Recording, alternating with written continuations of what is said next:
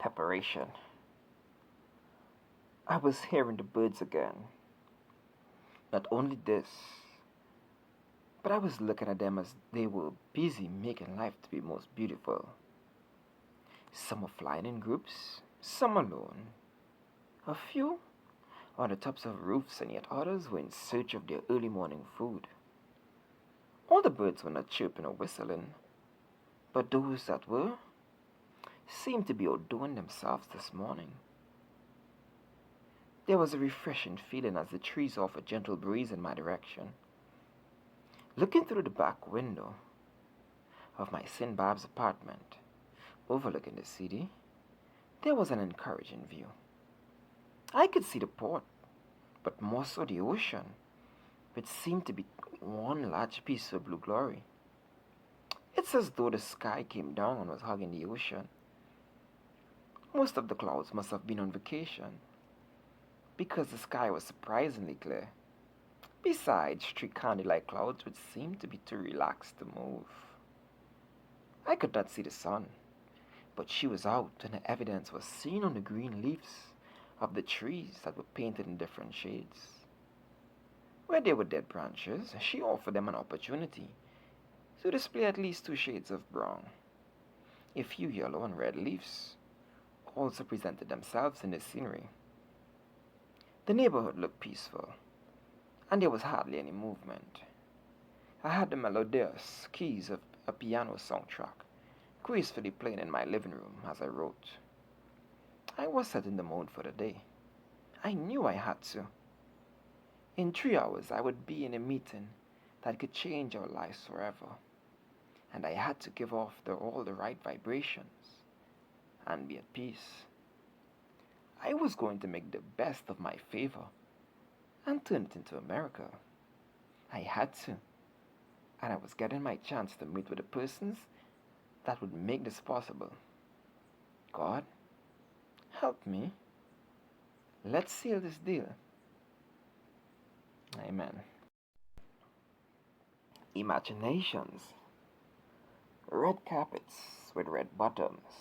Awards, flashing lights from paparazzi and notorious news crews. They had made it. Dreams were not something that only happened at night, but they continued as Kay and I were awarded. We were stars. And although stars can only be seen in the sky at night, when most dreams happen, we were living our dreams and walking the earth during the daytime. Being nominated as the top futuristic writer of my times and also being known for the latest and most appealing cricket bats, just to touch two of the things on the list, was a dream come true. There were times when those dreams felt as though they were freezing away in a mortuary, but now all those days were over. It was a most glorious evening. The hall had been beautifully decorated and was attracting a lot of well-deserved attention, I must say. Nicole had outdone herself again, and all seemed to be so fascinated. The finger foods were on point and on time. Everyone was so nicely dressed. Women in their most elegant evening gown pieces, and men in their tailor-made suits looking very smart. This evening was saturated with compliments, laughs, stale jokes, and congratulations. There was a very strong sense of euphoria emitting out of the atmosphere. Kay and I were thrilled and seemed to be lost in the moment, just laughing and smiling at everything. All of our problems, trials, and tests were so insignificant now. Why did we ever complain? We were so thankful to God for pulling this off. As she was occupied making plans and greeting other guests, I slipped away. I really had to. The men's room was very extravagant. I was surprised at the tiling and the painting job, including the sweet scent, which is very rare for such a place. I was busy washing the tears off my face, looking into the mirror, talking to myself, saying, "You finally made it. You did it. God was with me and in me, and without Him, this would be impossible." It started with a dream and was followed up with consistent action, failures, hope, joys, no's, and yeses. I had to protect my dream and hold on to my vision. Each day I had to remind myself to look inside and ignore the traffic of distractions outside. The answers were in me. The gifts were in me. The seed did not only have a tree in itself, but I was actually carrying a forest. I had to remind myself that no matter what I saw with my eyes or heard with my ears, that my focus was to be on what I heard in my heart and felt in my gut. There you are, were the words that broke my focus as my brother came into the men's room. We've been looking for you. Come out and enjoy your spotlight. You've made it and I'm very proud of you. Mommy told me you might be here, he said, full of joy. Yeah, man. Let's go enjoy our glamour. We earned it. We really have, was my response as we headed out to where all the excitement and creative energy was coming from, swarming around like bees ready to put another stinger on whoever was ready and looking for success. I knew there would be tons of nights like this for us all. We just had to be thankful and keep soaking it in. A beautiful morning. I did not know what time it was, and I was the only one to blame. The sun was having one of her most glorious days, and she made certain that I knew this. Her bright and warm rays seemed to say, "Hello, human. Feel my presence?" There was a muzzling noise and a tired screech as the off-white panel van pulled up alongside me. I was about to say it's okay, but I caught myself sliding back a half-rusty door. A beautiful face with beaming eyes made contact with me as I entered the musky van. The driver, pulling off before I could turn around and sit, forcing me to spin around and clumsily fall into a sitting position as he roughly pulled off with a jerk. I should have felt embarrassed, but was distracted by a sticky feeling at the back of my jersey. Must have been some snack finger touch or spilled juice from the school children that he usually transported. It was no longer than 2 minutes, and I was up off of my seat and jerk sliding that rusty door again. As I exited, I pulled the door closed, but the job was not completed. As I was about to attempt the second time, 2 hands came through the window and nailed it perfectly. The sun must have still been out and hot because I clearly remembered the relief feeling of entering into an air-conditioned PH taxi. The driver was very pleasant, and I was thrilled to be in the front seat, sitting gracefully like a king, and not having to worry about anyone coming in or out through my door.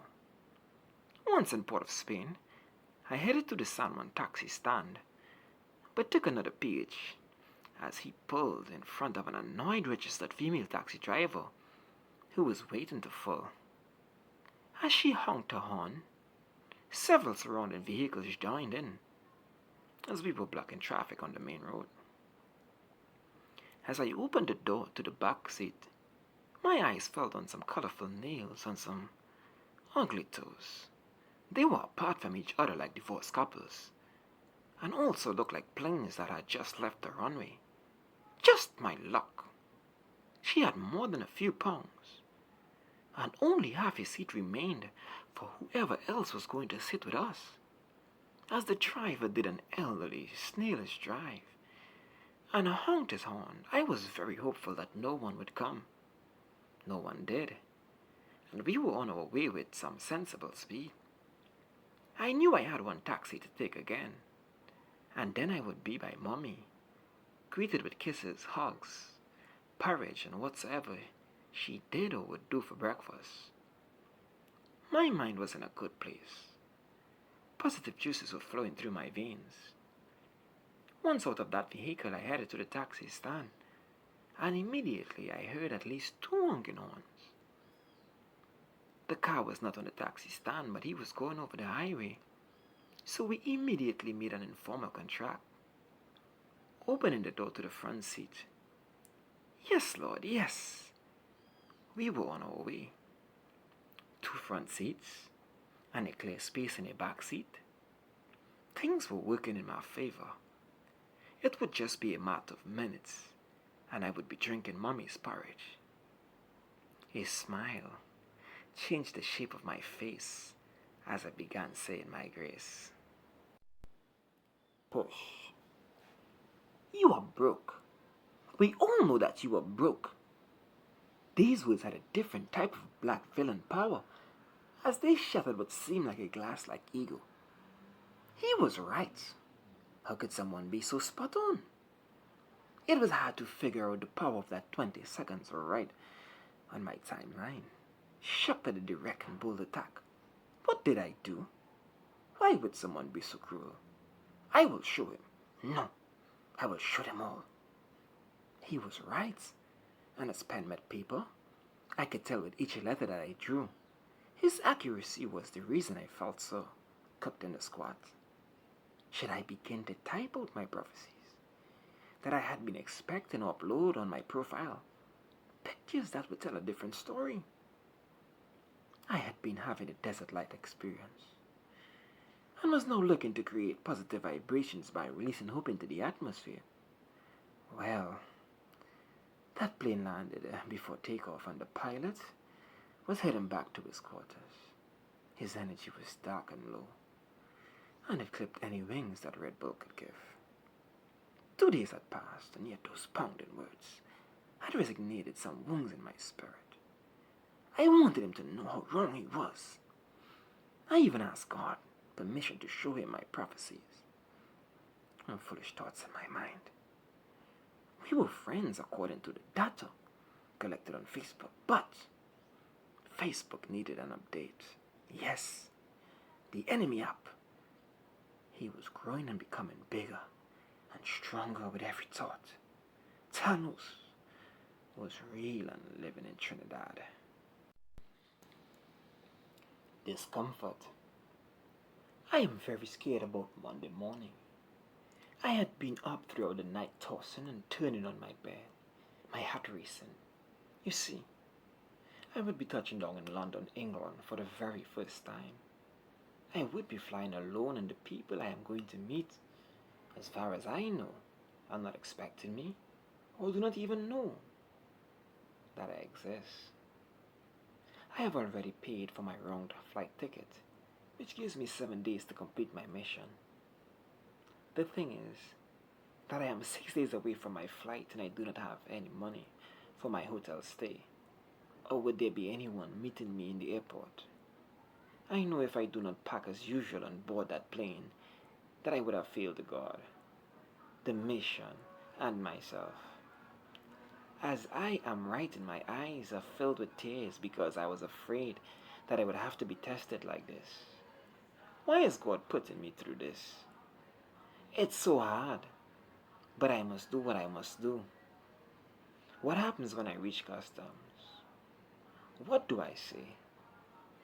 What will be the outcome? Would I meet someone on the plane? Would something happen before the 6 days are up? I hate embarrassment and to feel so unstable and insecure about making a move. It's the only move to make that would allow me to be able to live with myself after. I am going on God's mission. That is why I cannot change the date or anything. There are 2 business ideas that I am going to propose in London, but to whom I am yet to find out.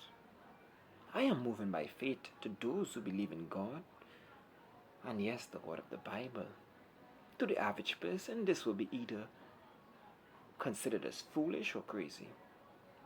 I will continue to pray, worship, and trust God, but even for a man of faith, this is a very hard thing to do. Help me, Jesus. It was Sunday, and I would be off into the air and across the ocean away from my home and my country. This thought was indeed so horrifying that I did not sleep well the night before. I was in London for 7 days, and I had £189 and no hotel book. This meant that when I reached customs, I had no address to show us where I would be staying. Fate must have moved out because there was now some moving around of furniture in my stomach, as fear seemed to be the new tenant. I felt like docking the whole situation, but my suitcase and bags were already packed. I knew that mentally I was in a mess, so I took out my favorite book and meditated on Hebrews chapter 11 for a while, until my faith was back and I was pumped. It was time to say goodbye, and my mother and sister took a few pictures with me. Then we were in the car, my brother and I, heading to the airport. The sky was a bit misty, as he turned the key shyishly, waiting for that little idle of the engine before pulling out of the driveway. Silence was very present, and I tried my best to keep him from hearing my heart pounding. Breaking the silence, but at the same time trying not to overtalk. We spoke nothing of the trip, besides that I had 189 pounds on me, which seemed to have him amazed. It seems that I had 185 pounds more than he thought I had. This guy. Not easy, I thought as I chuckled inwardly.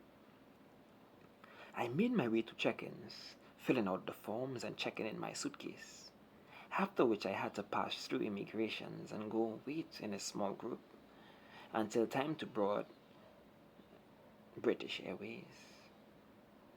This was the easy part, although something told me to get up and run out of there and go home. I had to silence that voice. Again, my favorite book came to my rescue. The place was filling up with people. It seemed like only a few of us had followed the be there 3 hours early rule. It was not much longer before a majestic yet beautiful beast landed, and we made our way to the desired spot. As the lady's unclear voice came over the speakers, we all rushed up, ready to head to our destinations. Dreams and impressions. I was back at my old church, and this was my second dream concerning that place.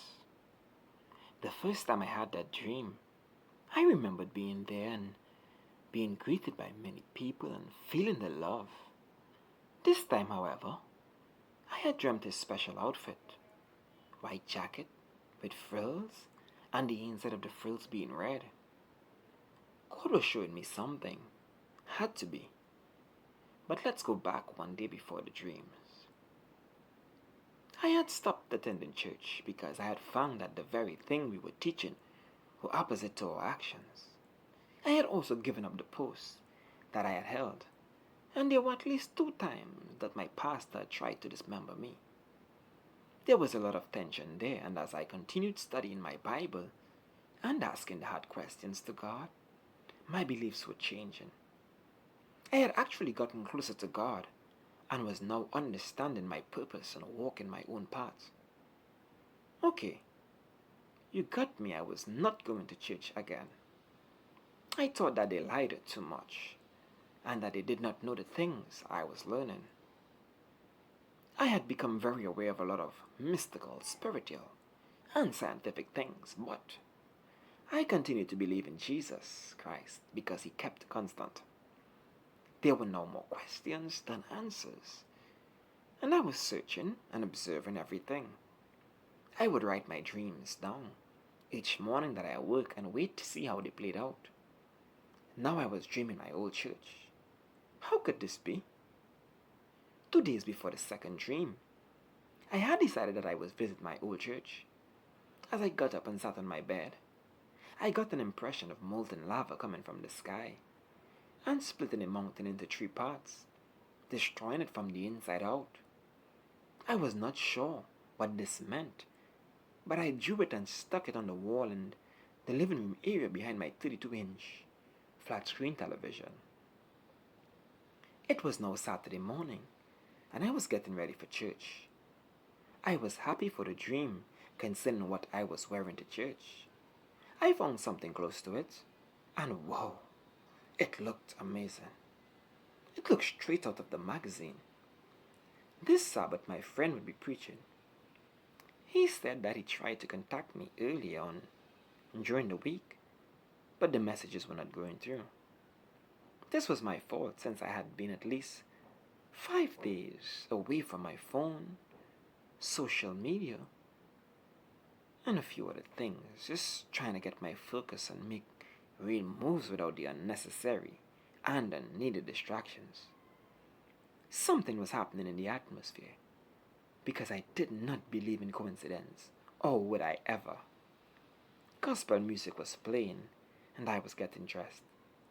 The best cologne was sprayed. The hair was styled in a freshly look, and my Bible was in my head. White jacket, red checkered long sleeve shirt, white jeans, and black shoes. A sight for sore eyes. I could not return to church looking as though I was being punished for leaving the doctrine. A simple look could be enough to urge the following week's sermon. Who knows? As I entered the building, I prayed. Then the greetings started. Everyone was happy to see me back in church. The questions seemed to be coming from everywhere, but they did not make me defensive. I was enjoying myself and following my dreams. It was time for the sermon, and the topic was faith. Although faith was the topic, the focus was on moving mountains, taking them to God and watching them crumble. Wow! I understood why I was there for sure. I was clearly connecting my dreams and my impressions to what was happening. The atmosphere was lit, and the congregation was being moved by the positive energy of the pastor. He was on fire.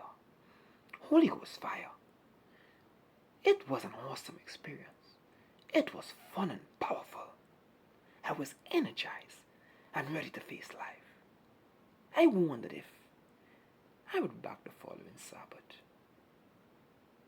I would leave the leading to God through dreams, impressions, or anything new that may give clearer guidance.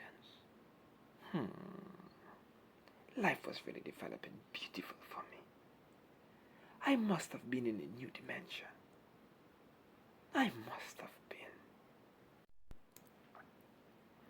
Energy. I cannot recall counting the 100 stairs or feeling the heat of the day. I was headed down Waterman Road with flyers in my hands. Christmas would be here in about 4 months, and already I was walking around giving out flyers. It had been a while since I had painted, and I knew I had to get up off my lazy butt, but at least I had to get some work. I was well dressed and cologne down, which helped me to be in an awesome frame of mind. It felt good to be up and about, putting my foot forward, since I had already begun advertising on social media. What greatness was I about to experience? Who would I meet? And how quickly would it take to have all these flyers handed out? As I looked at a house, I would ask myself whether or not it needed painting, looking at the surrounding evidence to see how high or how low were my chances of landing the job. Then I would either call and wait for someone to answer, or I would neatly place a folded flyer into the mailbox. Good day. Are you interested in any Christmas painting? Would be my opening line or something to that effect. As I walked the streets, I would ask other pedestrians as well. I was asking any and everyone. Even a no was met by something slick and joyful. I was too purposed on my mission to allow anything to come close to stealing my joy. It's as though everyone could see and feel my joy, because even those who said no was left happy and staring at me. I would flag down vehicles just by showing them my flyers and giving at least one of them as they stopped to see what it was. The one police vehicle that I saw was not spared either, as the officers took a flyer and told me thanks. I was waving to everyone that I saw, like I was really very friendly and confident. Am I? This one guy said to me, "Small man, where I know you from?" "I do not know," was my response. "I am from St. Babs and I'm giving out flyers concerning painting." He totally ignored that, but stated that he must know my parents and that my face looked familiar. He did not know my parents, and I was very sure of this. But why burst his bubble? He went on to say I hailed him like I knew him. I told him it was just good vibes. Keep it up, keep it up, he stated as I started to walk away. My flyers must have been down to only 2 remaining when I stopped on a corner by a drunk man. I even left one flyer there and left the small talk.